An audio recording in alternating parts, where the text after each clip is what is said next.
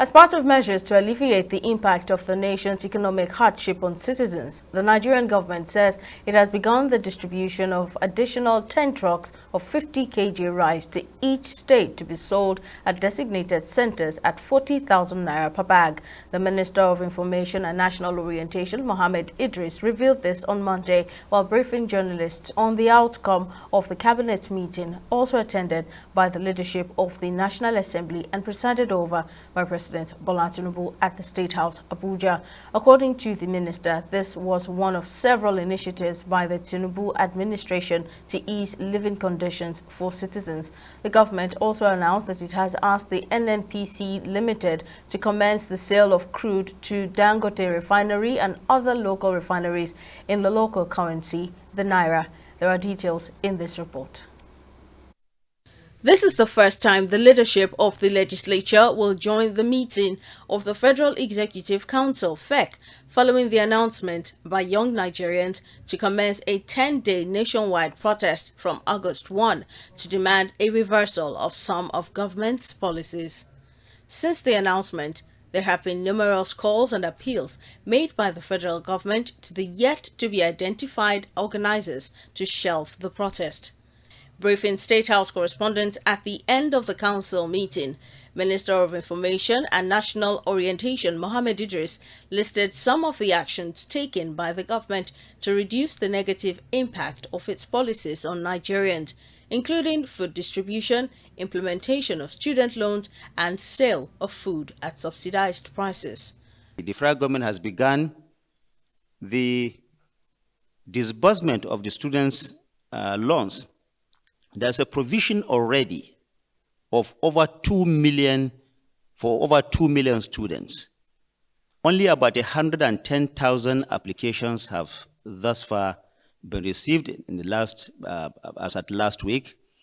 Of course, more are going to come. So there is adequate provision for all those who are qualified, who can access these loans, and who have fulfilled these conditions.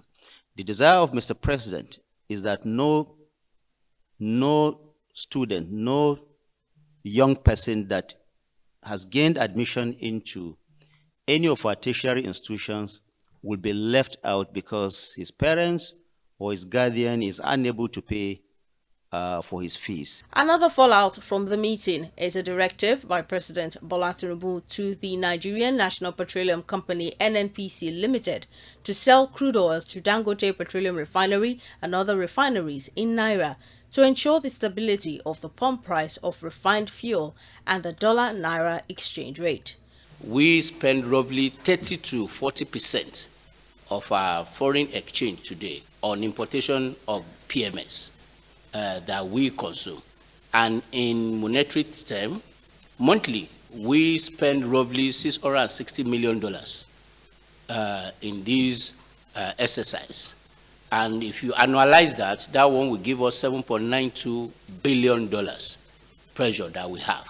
With this approval today through FEC, led by Mr. President, this has reduced by minimum of 90%. On his part, the Minister of Health, Ali Pate, says FEC has approved 7,887 sets of dialysis consumables for 7 tertiary health institutions to reduce the cost of healthcare for citizens.